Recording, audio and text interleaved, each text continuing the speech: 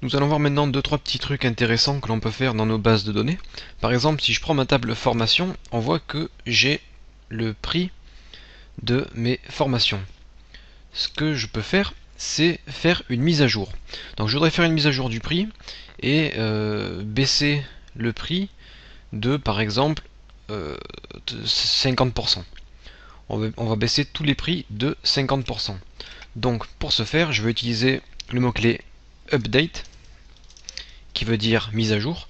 Donc je vais faire un update de la table formation et je veux faire set prix. Donc ça veut dire, je vais déjà copier ça. Et ici, voilà. Update formation, set prix, ça veut dire paramétrer le prix à fois 0.5. Donc ça veut dire qu'on va multiplier le prix par 0.5, ce qui aura pour effet déjà de ne pas fonctionner. Pourquoi ça ne fonctionne pas? Update prix. Oui, c'est ici que ça ne va pas. On dit set prix égale prix fois 0,5. Donc c'est comme ça qu'il faut écrire. On marque prix égale prix fois 0,5. Là, si j'exécute, on me dit que on va mettre 10 lignes à jour. Donc je clique sur oui. Je ne sais pas si ça va marcher puisque ma table était ouverte. Et oui, ça fonctionne parfaitement. Donc on a bien le prix qui a été diminué de 50% de partout. Donc par exemple, si vous voulez faire des soldes, vous exécutez cette requête et ça vous met à jour vos tables de prix. Donc on peut aussi augmenter une fois de plus le prix pour remettre le prix par défaut. Sauf que c'est pas bon puisque 0,5 ça nous donne la moitié et là on a mis 1,5. Il aurait fallu mettre 2. Il aurait fallu mettre 2, donc là j'ai fait des petites bêtises, mais c'est pas bien grave. C'est pas bien grave. On va exécuter encore une fois cette mise à jour. Là on se rapproche à peu près des prix qu'il y avait à la base.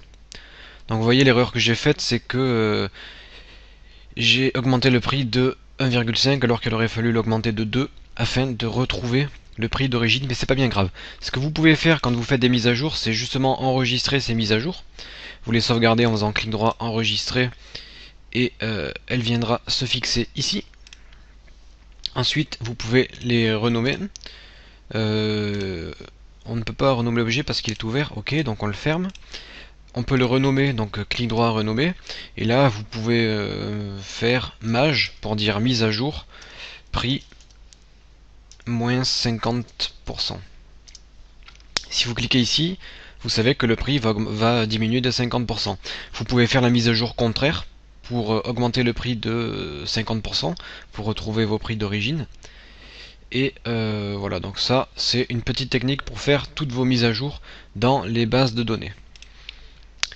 Ce que je voulais vous montrer, c'est comment aussi sauvegarder nos requêtes. Donc en SQL, on avait un mot-clé qui était create view pour créer une vue, c'est-à-dire une table entre guillemets fictive, et qui nous permettait d'enregistrer le résultat d'une requête quelque part. Donc createView ne fonctionne pas sous Access. Alors c'est pour ça que je ne vais pas l'utiliser, mais si vous voulez utiliser d'autres outils que Access, peut-être que createView pourra fonctionner. Donc à ce moment-là, je vous inviterai à regarder la documentation. Moi, je vais vous montrer une technique que l'on peut utiliser sous Access pour créer des sortes de vues. Ce qu'on fait, c'est qu'en SQL, je mets select étoile from client where ville égale Paris. Donc là, si j'exécute, j'ai tous les clients de Paris. Et ce que je vais faire, c'est que je vais faire clic droit enregistrer et je vais appeler ça client-bas Paris.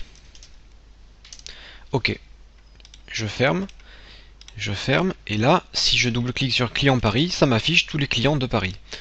Donc je ferme, j'ouvre ma table client, je vais ajouter B002, je vais l'appeler Jack de Paris, âge 25, femme 009. Ok, là je vais ouvrir client Paris et on voit que Jack est apparu dans ma table client Paris. Donc vous voyez, c'est quelque chose qui se met à jour automatiquement. Et encore plus fort, si on crée une requête, qu'est-ce que je peux vous montrer? On va prendre par exemple, on va prendre select étoile from client Paris. Ça veut dire sélectionne-moi tout de client Paris, where âge plus grand que 25. J'ai mal orthographié client Paris. Client Paris avec un S. P-A-R-I-S. Donc maintenant, on va essayer. Je vais exécuter ma requête. Donc là, je demande de sélectionner tout de la table client Paris, qui est en fait ce qu'on appellera une vue, où l'âge est supérieur à 25. Donc je lance, j'exécute, et là, j'ai bien tous les clients contenus dans ma table client Paris qui ont un âge supérieur à 25. On voit qu'il n'y en a qu'un de toute façon qui a 25 ans. Si j'avais mis supérieur à 30, ça m'aurait donné un résultat avec que 2 personnes. Donc voilà à quoi ça peut servir de créer des vues. Vous pouvez bien vous organiser avec tous les clients de Paris ou tous les clients qui ont acheté telle ou telle formation, etc. Et après, ça vous permettra d'avoir une organisation plutôt sympa, simple, et vous pourrez accéder à toutes ces informations assez rapidement. Donc ça, je vais pas enregistrer.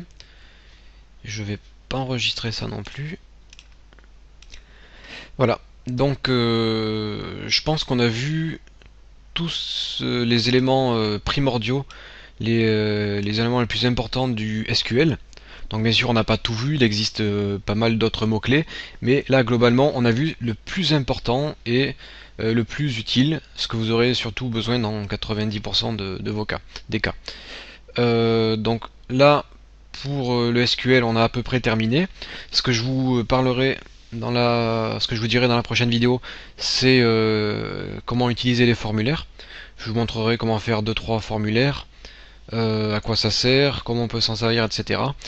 Et je pense qu'on conclura ici pour cette formation.